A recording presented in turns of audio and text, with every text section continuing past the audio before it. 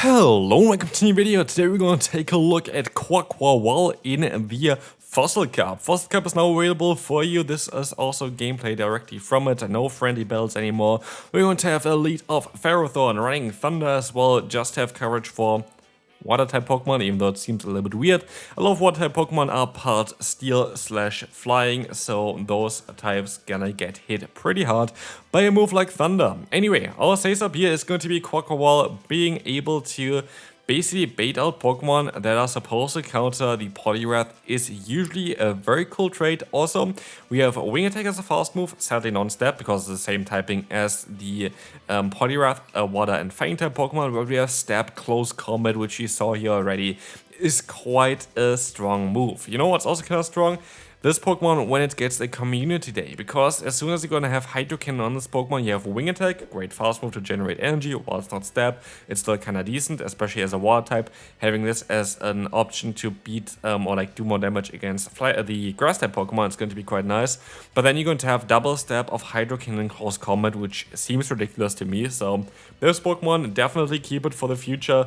But anyway, we're going to take a look here at our team. We try, of course, to bait out the counters for Poliwrath with the Say-Sub of Quaquaval, and we're going to have here our Ferrothorn on the lead, which usually beats all the answers for Poliwrath. Anyway, we're going to be able to win the first battle here quite easily, as well as we let the opponent knock out our Ferrothorn, so we can go for the full farm down without giving the opponent any farm before.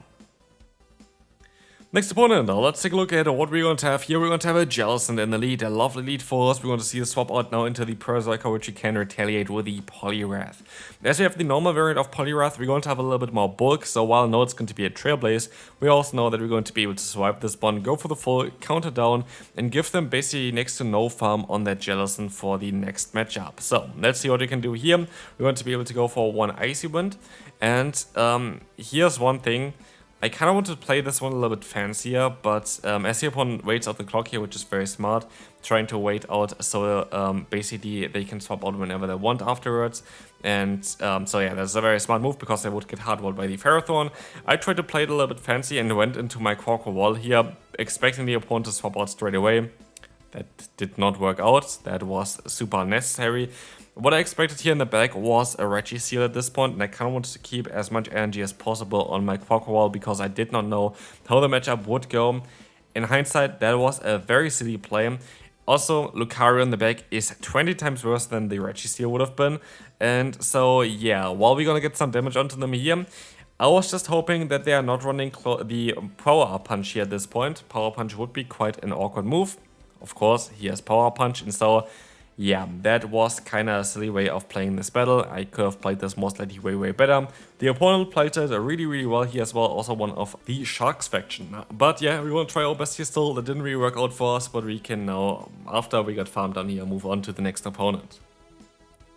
Hopefully this is going to work out a bit better. We're going to have a great lead here. We're going to have the Shadow Whiscash against us, which is lovely. And actually, a Fossil in a Fossil Cup, that is quite mad. There will be very likely a video eventually for the Fossil Cup where I'm going to try to make a team with 3 Fossil Pokemon, which is quite difficult, but it is what it is. We're going to see though the Poliwrath trying its best against the Credilli. They actually used one shield here, which I was not expecting, allowing them to get my next shield as well, but this allows us to go for a full farm down, gives us quite a lot of energy, and of course a dynamic punch, which is kind of the move choice that you want to go for on your Poliwrath for this meta, is going to hit quite hard against that Whiscash. Definitely going to enjoy this one quite a bit, as you can take a hit from them as well. Mud Bomb is coming through, and they have a Katana in the back. But Katana is getting kind of walled by Ferrothorn, same typing on both sides, but the grass typing is a double resisted by Ferrothorn, and as they're going to have some Thunder, which is only single resisted, and as the opponent is quite squishy, it's doing quite a lot of damage, we're going to have a quite decent matchup here. We should be even able to go for the full Bullet Seed down against the Katana, getting up to 2 Power Whips here against the Whiscash, and that is going to be a good game. Didn't even have to reveal my final Pokemon, and so we can move on to the next one. Ferrothorn against Escavalier is going to be one of the worst possible matchups that I could imagine here, but let's see what we can still do. We can swap out into our Quaquaval, which is definitely not how you say the name, but it is what it is. We're going to be able to still go for a close combat against that Lantern. Of course, a hard counter against us, but do they know that this is not a close combat? Let's find out. As we're dancing away here, we're going to be able to get that shield from the opponent and see now that we can align ourselves with the Ferrothorn. We're going to get a 100 energy as well, as the opponent has no way of really damaging our Ferrothorn. We can just go for the full Bullet Seed down. Honestly, I really hope that Bullet Seed gets like a little bit of a damage buff by like 1 or 2. That would be kind of cool, just to make those kind of scenarios a little bit less awkward and giving 3 turn fast moves a little bit of a buff. That's definitely something I would like to see for sure. But anyway, we're going to see here the Escavalier coming through. We're going to be able to go for a Thunder, doing some neutral damage against them. And we can swap out into our Poliwrath as we're going to encounter that Feraligatr in the back. It's kind of game over. There's a play of playing it a little bit safer, there's a play of playing it a little bit risky, but at the end of the day, both are definitely going to work out in our favor. So, like at this point, I know already we're going to be able to win this battle. We're going to go for the IC when the opponent calls it. I don't really care too much about it. Everything is going to be resisted by us here. Crunch is actually going to get the debuff, which I was like, this might be the only chance of the opponent still winning this battle. But it is not going to be enough. As you can see here, counter is just doing a little bit too much and we can move on to the next opponent. Poliwrath in the lead is going to be a little bit of a trickier one. You can stay in for a little bit, go for one charge move straight away, get the shield advantage, and then swap out into your Quaquaval. Being able to take those at least water type and ice type moves is going to be nice, but of course in this meta, Dynamic Punch is the way to go, and so we would rather use a shield here onto that Dynamic Punch. As you're going to see, they swap out into the Ferrothorn. This is a huge mistake because we have close combat, and close combat is even doing more damage than a Dynamic Punch would do. One-shotting that Ferrothorn, and in comes again that Poliwrath, which now has to deal with the aerial aces that we have. I think this might be even a CMP tie. Aerial ace coming through, gonna get the shield. It is not a CMP tie, and we barely miss out on the next charge move here. In comes now the shot move from the opponent. It's going to be that Dynamic Punch against our own Poliwrath, and maybe I misplayed this a little bit here because I went for the CMP tie, which did not work out in our favor. Icy Wind coming through is going to get the debuff. We can go for our own Icy Wind, but now we have to hope that we are going to be able to win this battle with just our Ferrothorn in the back. And as it's going to be that Registeel, if I just went ahead, went for the full farm down, I would have been fine. Like I would have just used the shield there, would have had the Dynamic Punch stored, would have won this game. But like this, I've just misplayed this one quite a bit, and this happened quite often with this team. I feel like a lot of times, if I just knew a little bit better on how to play some matchups in terms of who wins Team Peter in this case, like almost like a mirror matchup anyway, it would have been a little bit better, and I would have mostly won a few more battles. So this was definitely winnable, but I misplayed it a little bit. We're going to see here the Registeel coming in, and also we're going to have the Azumarill as a safe swap, and that's kind of what we want to have here. Usually Azumarill would hardwall, of course, that Poliwrath, but here we're going to have the neutral wing attack, and while Aerial Ace seems to be the better move to go for in general, close combat is definitely going to hit a little bit harder, being stab being a way stronger move. We're going to see another close combat coming through here, going to be able to get that shield from the opponent, and as you're gonna see, we can still go for another charge move afterwards. And here's the thing, if I wanted to, I actually would be able to align myself now, which maybe would have been the better play to go for as well. But I'd rather decide to go ahead now and go into my Ferrothorn, try to get some extra energy. Could have even went to my Poliwrath and just try to go for the full farm down.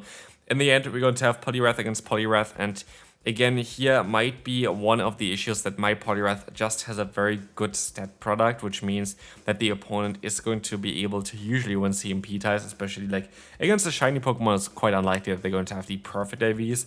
But as you can see, we can still at least go for that Dynamic Punch after I shield up the Icy Wind, which was kind of foolish by me. They survived with like 1 HP in a dream.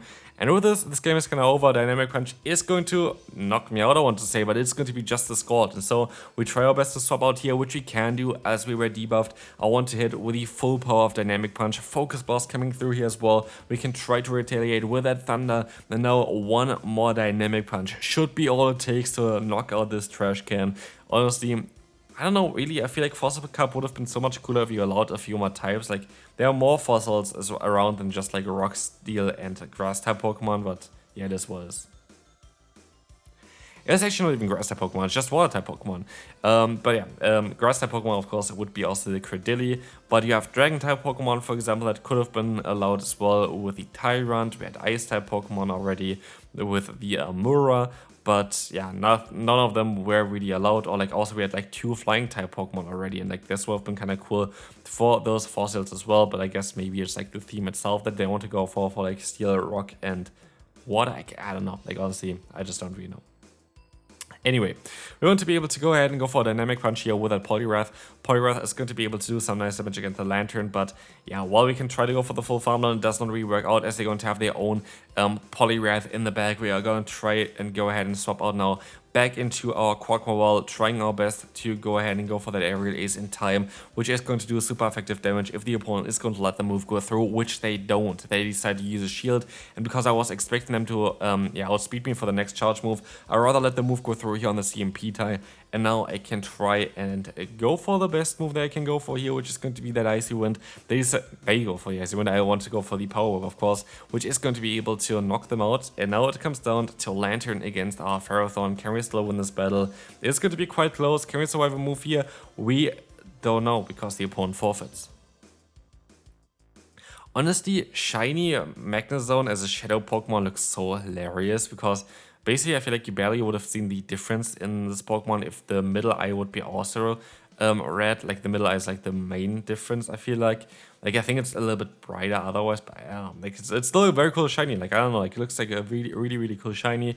But anyway, we're going to use a shield here on a Mirror Shot, which is completely silly, but it is what it is. They even get the attack drop, but we can now trap them a little bit with a Poliwrath, get some damage on them as they're going to reveal their next Pokemon being the Jellicent. This was something I kind of want to talk about this team, which kind of was a little bit of an issue for this team. Currently, the type of teams that people are running is a Steel type in the lead and 2 hard answers against Poliwrath in the back. And this happened basically most of the battles. And so, yeah, like people are very much over preparing for Poliwrath.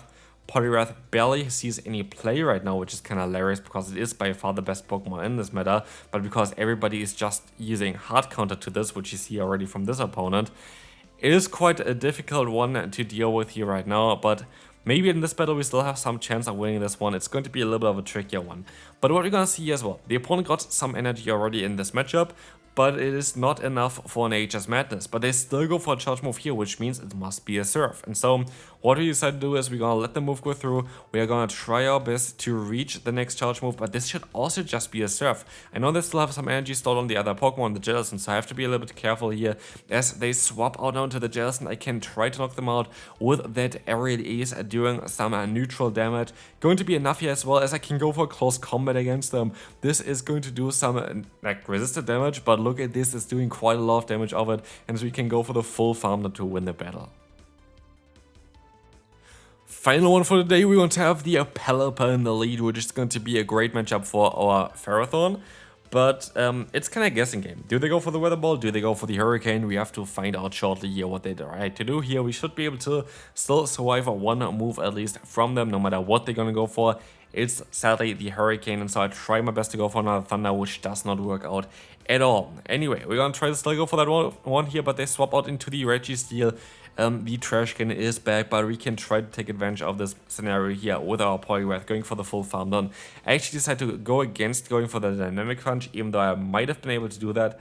I actually think I would have not even outspeed them there. But what we're going to have here is that we're not going to get the debuff, which is quite lucky and helps us out quite a bit. Because now we have 2 Icy Winds that we can go for against the opponent's Pelipper, and this would be enough to knock them out anyway. And if they're going to let the move go through, we're going to end up in a scenario where we're going to have our Poliwrath anyway still around, trying to debuff whatever they have in the back. And let's find out what this is going to be. It is going to be the opponent's Poliwrath. We overfarm him enough to be, in theory, a Dynamic Punch, but the opponent is going to call the bait here, which is making this all a little bit more difficult, because otherwise I would have been able to just go ahead and go into my Quaquaval and win the battle. But let's see if we can still win this one here. I kind of screwed this up here maybe a bit with that move. If I went for the Dynamic Punch, most I would have been already able to win the battle at this point, but they can go for their own Dynamic Punch. I can go for the Aerial Ace, and at this point I have to hope and pray that I can go for another one in time. But what we see here actually is, if I didn't go for the Aerial Ace, I would have won. I would have got a free wing attack in. So sometimes it's actually better to not go for the charge moves. This is sadly going to be lost, but most of the losses were avoidable. Definitely went on my head there as well. But yeah, that's going to be it for this one. Hopefully you enjoyed, and I'll see you then. Bye bye.